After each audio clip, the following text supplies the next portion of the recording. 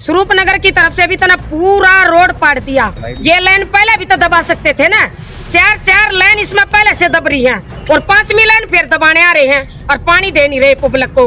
अगर मैं झूठ बोलती हूँ, जो सजा मेरे को दी जा मैं पब्लिक के आगे सर झुका के सजा को मंजूर करूंगी। और जी मुझे खतरा है इस नीरज से, ये बहुत बदतमीजी कर रहा, कहता है तेने कहीं भी पकड़ के और ऐसी बना दूंगा तेरा पखवाड़ा पिछाने में नहीं आएगा। दिल्ली में नगर निगम ने दिल्ली जल बोर्ड के खिलाफ लिखित में दी शिकायत। दिल्ली जल बोर्ड के ठेकेदार पर दर्ज हो सकता है मुकदमा। बुराड़ी विधानसभा के कुशक नंबर 2 गांव में रोड कटिंग को लेकर हुआ विवाद। दिल्ली के बुराड़ी में कुशक नंबर 2 में करीब 1 साल पहले ही बनी नगर निगम की सड़क को काटा जा रहा था और सड़क को काटने वाले ठेकेदारों का तर्क था कि जल बोर्ड की पाइपलाइन को दबाना है। इसके बाद कुछ स्थानीय लोगों ने उनका विरोध शुरू कर दिया। उनका कहना था कि यहाँ पर 4 लाइनें दबी हुई हैं, वह बावजूद इसके इन चारों में जल बोर्ड पानी सप्लाई नहीं दे पा रहा है, फिर से और भी लाइनें दबाई जा रही हैं। साथ ही स्थानीय लोगों का कहना था कि जब सड़क बनती है तो उससे पहले दिल्ली जल बोर्ड कोई भी पाइपलाइन बिछाने के लिए नहीं आता, जैसे ही सड़क बनती है तो उसे तोड़ने के लिए जल बोर्ड आ जाता है। साथ ही स्थानीय लोगों ने कहा कि पाइपलाइन दबाने का उन्हें ऐतराज नहीं, आप दबा सकते हैं, लेकिन पहले नगर निगम को रोड कटिंग का पैसा जमा करवाएं ताकि बाद में इस सड़क को रिपेयर करवाया जा सके, क्योंकि ठेकेदार सड़क को काटकर पाइप दबाकर चले जाते हैं और उनमें गड्ढे हो जाते हैं और अक्सर एक्सीडेंट होते रहते हैं। पूरे दिन धूल उड़ती रहती है। दरअसल इसी क्षेत्र का इब्राहिमपुर से नंगली तक का रोड जल बोर्ड की लाइन दबाने के लिए कई साल पहले खोदा गया था और उसके बाद उसे रिपेयर नहीं किया गया। उस सड़क में काफी बड़े बड़े गड्ढे हो चुके हैं। स्कूली बच्चे, राहगीर, गाड़ियां सभी उसमें गिरते रहते हैं और पूरा दिन धूल का गुब्बार छाया रहता है। दिल्ली के पोल्यूशन को कम करने के लिए दूसरे राज्यों पर पोल्यूशन का ठीकरा फोड़ने वाली दिल्ली सरकार को दिल्ली में ही इस तरह की धूल उड़ती सड़कें नहीं दिख रही हैं। पूरी सड़क में गड्ढे ही गड्ढे बने हुए हैं। यही हालत कादीपुर वार्ड नंबर 6 की बाकी सड़कों की है। इसी तरह की शिकायत स्थानीय लोगों ने मुखमेलपुर गांव से भी दी कि उनके गांव में जल बोर्ड द्वारा सड़कें तोड़ दी गई हैं और उन्हें दोबारा से ठीक नहीं किया गया है। चलो आराम से और चल कर देखो, स्वरूप नगर की तरफ से भी तो ना पूरा रोड पाट दिया और मेरा कम से कम भी 6 किले का नाला मैंने आज से 5-6 साल पहले बनवाया है अपने पार्षद के द्वारा, वो भी उसने सारा दबा दिया मेरा नाला। हमारी कॉलोनिया का पानी हमारे रोड पर घूमता रहता है और जी मुझे खतरा है इस नीरज से, ये बहुत बदतमीजी कर रहा, कहता है तेने कहीं भी पकड़ के और ऐसी बना दूंगा तेरा पखवाड़ा पिछाने में नहीं आएगा। और मैं स्वरूप नगर थाने से भी और अपनी पब्लिक से मैं अपनी सुरक्षा चाहती हूँ। भैया मुझे इस लड़के से खतरा है, ये कुछ भी कर सकता है। इस बाबत आप शिकायत भी दे रहे हैं? कुछ शिकायत देना चाहूंगी जी, मैं स्वरूप नगर थाने में कंप्लेंट करूंगी SHO के पास। ये सड़क कब बनी थी? और ये सड़क बनी थी जी साल भर होया भी नहीं। ये लाइन पहले भी तो दबा सकते थे ना, चार लाइन इसमें पहले से दब रही है और 5वीं लाइन फिर दबाने आ रहे हैं और पानी दे नहीं रहे पब्लिक को। अगर मैं झूठ बोलती हूँ तो कुशक नंबर 2 के निवासियों को पूछ कर देखो भाई यहाँ 7-8 साल से पानी मिल रहा है कि नहीं, किसी ने मिला कि नहीं मिला।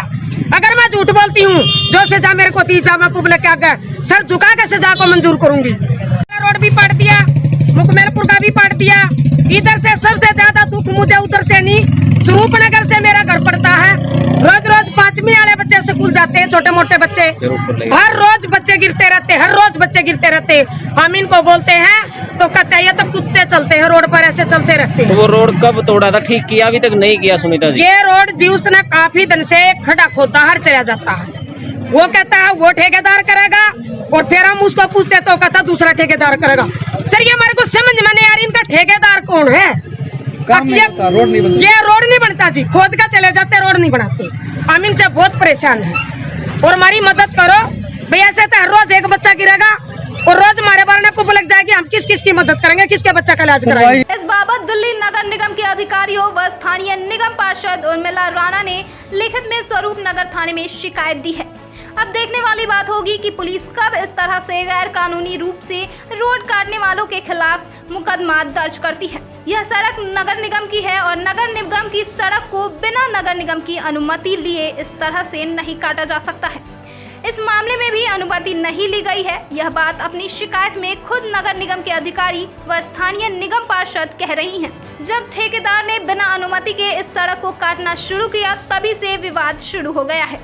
काफी बड़ा गड्ढा मशीनों द्वारा किया गया। गांव की महिलाएं जब रोड कटिंग का विरोध कर रही थी तो एक महिला का आरोप है कि गांव की एक युवक ने खुद को विधायक का प्रतिनिधि बताते हुए सड़क को कटवाने का पूरा प्रयास किया।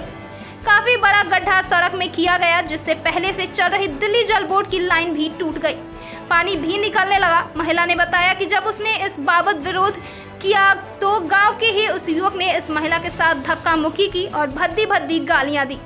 इसके बाद इस महिला ने भी उस युवक के खिलाफ स्वरूप नगर थाने में लिखित में शिकायत दे दी है।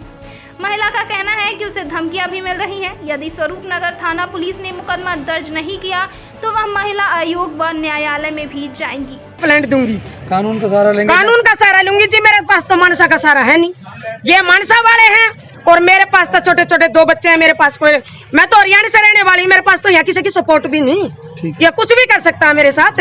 ठीक है, ठीक है। मुझे मदद चाहिए कानून की। अगर यहाँ थाने में सुनवाई नहीं होती है तो क्या होगा आपका अगला कदम? मैं महिला योग भी जाऊंगी, मैं महिला के नाते से कि मुझे अगर थाने से सपोर्ट नहीं मिली, ये बात यहाँ दबाई गई, तो मैं महिला योग भी जाऊंगी और मैं न्यायालय भी जाऊंगी। मैं अपनी सुरक्षा मांगूंगी, मुझे बड़ा खतरा हो रहा है यहाँ।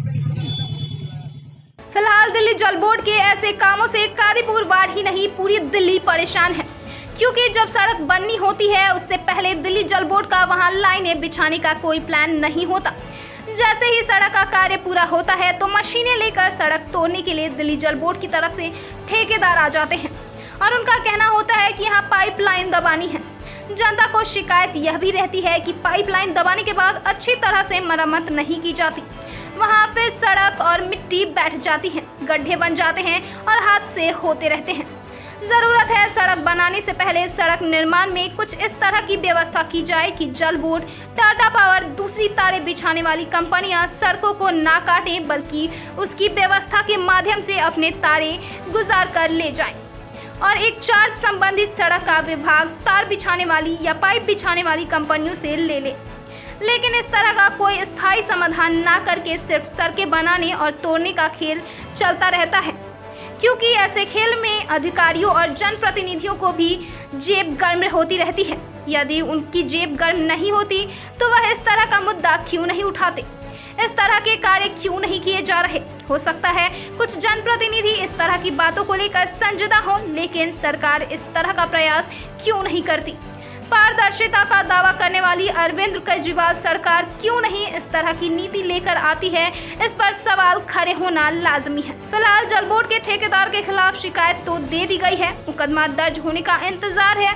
यदि यह मुकदमा दर्ज नहीं हुआ तो मामला न्यायालय तक जाना स्वाभाविक है। ब्यूरो रिपोर्ट, दिल्ली समाचार।